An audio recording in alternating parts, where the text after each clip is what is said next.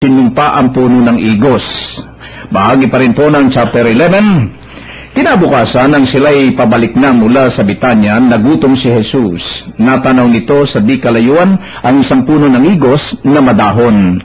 Nilapitan niya ito upang tingnan kung may bunga. Ngunit wala siyang nakita kundi mga dahon, sapagkat hindi pa panahon ng igos noon. Kaya't sinabi niya sa puno ng igos, wala nang makakakain pa ng iyong bunga. Ito'y narinig ng kanyang mga alagad. Ano pong nakikita natin dito sa puno ng igos na ito na malago? Hindi, dito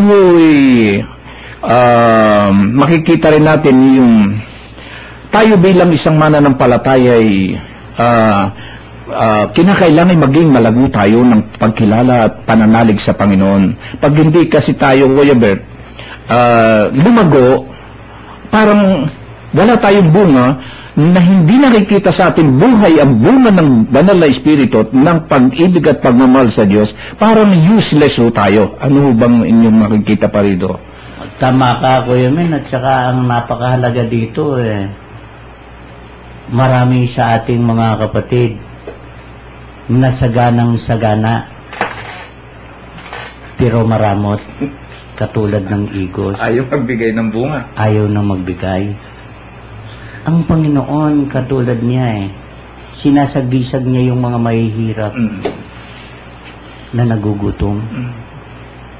Maraming mga mayayaman sa atin na hindi makapag-abot ng kahit na konti man lamang dahil napakaramot nila katulad ng igos na ito.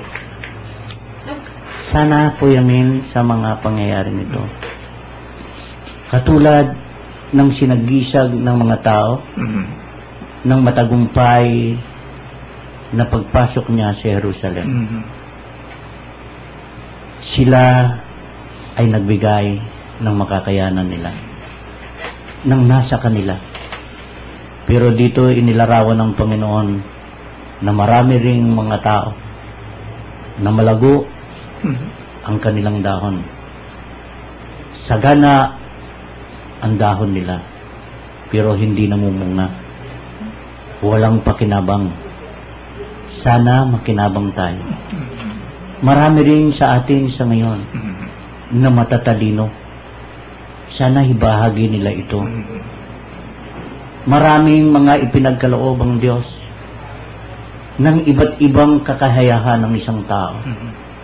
Sana ibahagi din natin ito sa ating kapwa na wala. Huwag tayong maging maramot. Bahagingan natin ang mga kapatid natin o kapwa na nangangailangan para ang Diyos ay lagi tayong katutuwaan at lagi siyang natutuwa sa atin.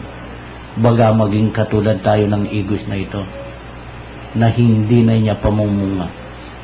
Alam naman natin, Kuya, kapag natuyo na ang igos na ito, maging panggatong na lang. Sana huwag naman tayo maging panggatong nakasama ni Satanas doon sa impyerno. Sana huwag tayong magiging panggatong, kundi maging larawan tayo ng nagdiriwang ng mga tao na sumalubong at nagdiriwang ng matagumpay na pagpasok ng Panginoon sa Jerusalem. Sana isa tayo sa nagpupuri sa Kanya, nakasama niya sa langit. Baka tayo masumpa. Totoo po yan. Alam po ninyo, totoo yung sinabi ho ni Kuya Brett. Mapakarami ho sa tao, sa tao sa ngayon, sa daigdig. Napakarami ho nakakariwasa sa buhay. Pero hindi man lamang ho sila makapagbahagi sa iba na nangangailangan. Malago-malago ang kanilang kabuhayan, ang kanilang buhay, nagtatamulak sila sa mga kayamanan, pero hindi man lamang sila makapagbahagi sa iba. Ito ho ang ibig sabihin ho rito yung malago pero wala hubungan na idudulot sa ating tao. Walang pakinabang. Walang lilim. Yung madahon pero walang lilim. Walang bungang nakukuha. So, yan ho ang makikita ho natin dito. Kaya, pagdiinan ho ni Kuya Bert, kung tayo naman nakakariwasa sa buhay at meron naman tayong mga kapwa na hirap sa buhay, nandudun ho ang biyaya sa atin ng Diyos kung tayo marunong magbahagi sa ating kapwa. Oo. Okay, Kuya Bert?